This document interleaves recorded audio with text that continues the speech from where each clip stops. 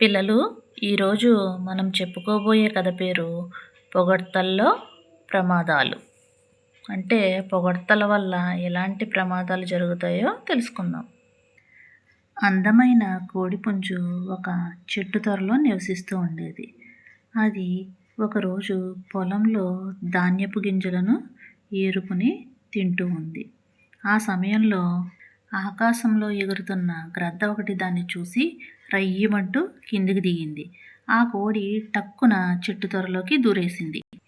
కానీ ఆ గ్రద్ద వదలలేదు.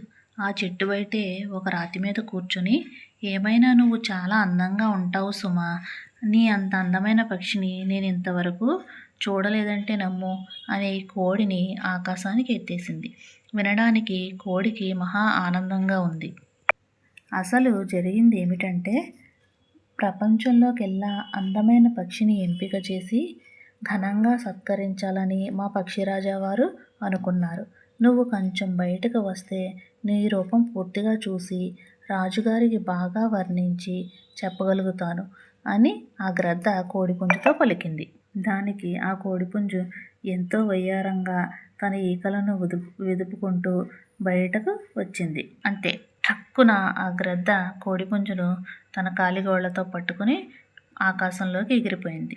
కోడిపుంజు పొగడ్తల వల్ల ఎంత నష్టపోయిందో గమనించారు కదా. కాబట్టి పొగడ్తలకు ఎప్పుడూ పొంగిపోరాదు. పిల్లలు గమనించండి.